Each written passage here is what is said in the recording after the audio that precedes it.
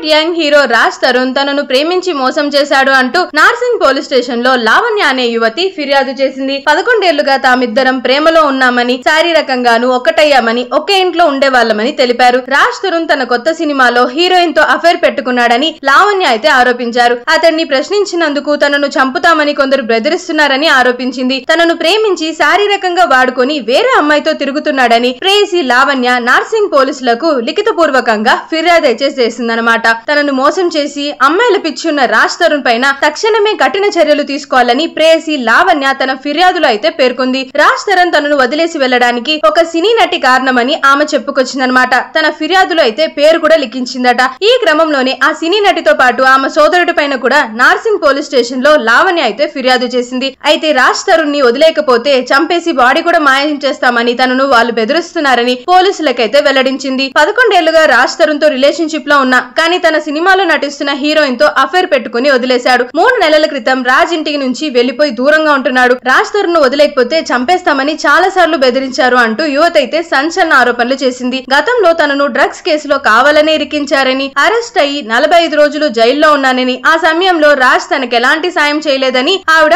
ఆవేదన వ్యక్తం చేసింది. ఇప్పుడు తాజాగా ఈ సంఘటన ఇండస్ట్రీ వర్గాల్లో చర్చనీయాంశంగా మారిపోయింది. రాజ్ తరుణ్ ప్రియురాలు లావణ్య ఇచ్చిన ఫిర్యాదు మేరకు నార్సింగ్ పోలీసులు కేసు నమోదు చేసుకుని దర్యాప్తు చేస్తున్నారు. సో దాంతో ఈ న్యూస్ కాస్త సోషల్ మీడియాలో విపరీతంగా వైరల్ గా మారిపోయింది. సో ఇలాంటి మరిన్ని ఇంట్రెస్టింగ్ ఫిల్మీ ట్రెండింగ్ అప్డేట్స్ కోసం వెంటనే మన ఛానల్ అయిన మోస్ట్లీ తెలుగుని సబ్స్క్రైబ్ చేసుకుని పక్కన ఉన్న బెల్ ఐకాన్ ని సైతం క్లిక్ చేయడం మాత్రం అస్సలు మర్చిపోవద్దే.